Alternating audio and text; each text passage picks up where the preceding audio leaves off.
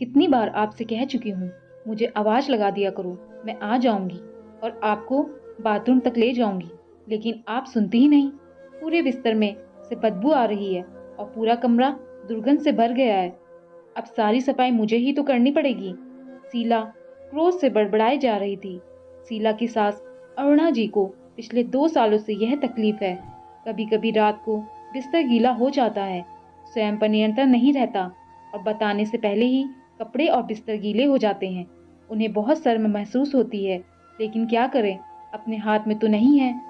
2 साल पहले जब शिकायत हुई तो शीला उन्हें डॉक्टर के पास ले गई थी।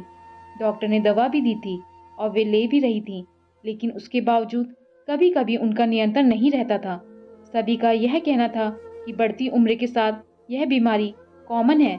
जहाँ अरुणा जी बिस्तर गीला होने पर शर्मसार हो जाती और अपराध बोध से भर जाती, वही शीला अपने आप पर से नियंत्रण खोकर उन्हें डांट देती।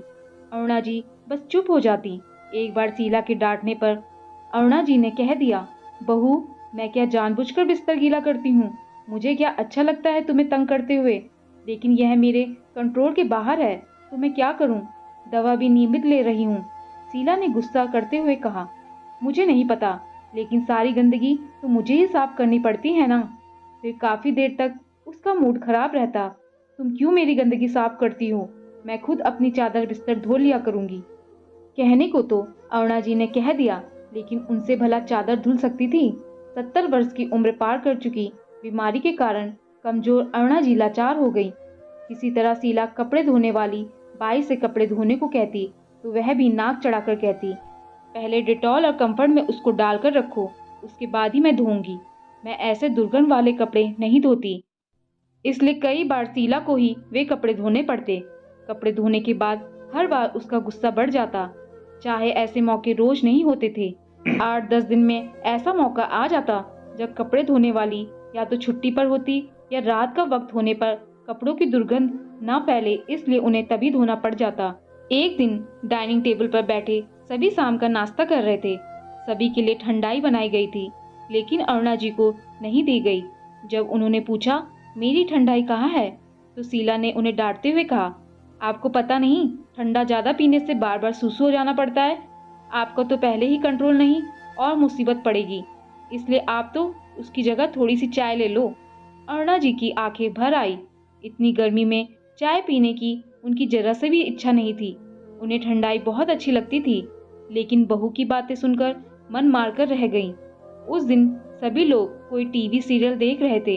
अरुणा जी भी वही सोफे पर बैठकर सबके साथ टीवी देख रही थी।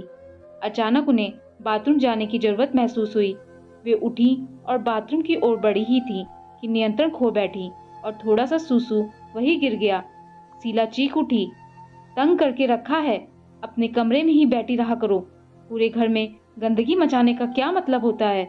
जब पता है नियंत्रण नहीं है तो बेकार में इधर उधर घूमकर दूसरों को परेशान करने में क्या मिलता है आपको? फिर पोछा लेकर आई और पूरा फर्श साफ किया। शीला की जवान बेटी अन्नू माँ के व्यवहार को देखती रही। अब तक तो वह कभी कभी कह देती थी, मम्मी जाने दो ना, क्यों दादी को डांटते हो? जब उस बेचारी का स्वयं पर कंट्रोल नहीं है तो क्या करे? इससे तो अच्छा आप उनको डायपर पहना दिया करो, लेकिन इस तरह डांटा तो मत करो।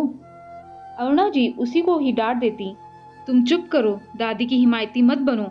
मुझे पता है ना कितना उनको संभालना पड़ता है, तुम्हें करना पड़े तो पता लगे।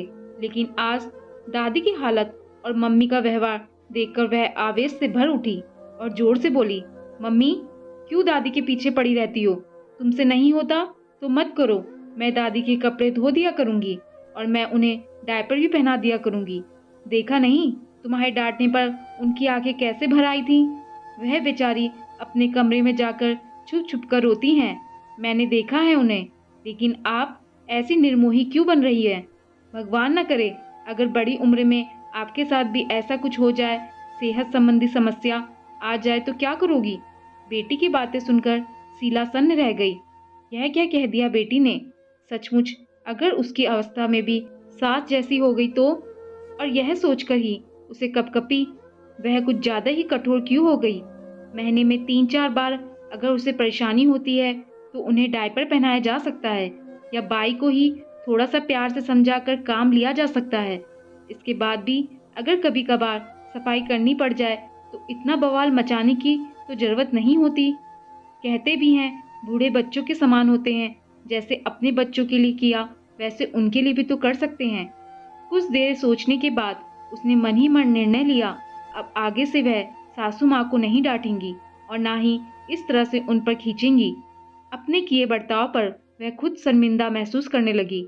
उसने मन ही मन बेटी को धन्यवाद दिया कि उसके कहने पर उसे अपनी गलती महसूस हुई। दोस्तों, आपको ये कहानी कैसी लगी? नीचे कमेंट्स करके हमें ज़रूर बताइएगा। अगर आपको ये कहानी पसंद आई हो तो अपने दोस्तों के साथ ज़रूर शेयर करें और ऐसी ही प्यारी कहानियाँ सुनने के लिए हमारे चैनल को सब्सक्राइब करके बेल आइकन को ऑल पे सेट करना ना भूलें। धन्यवाद।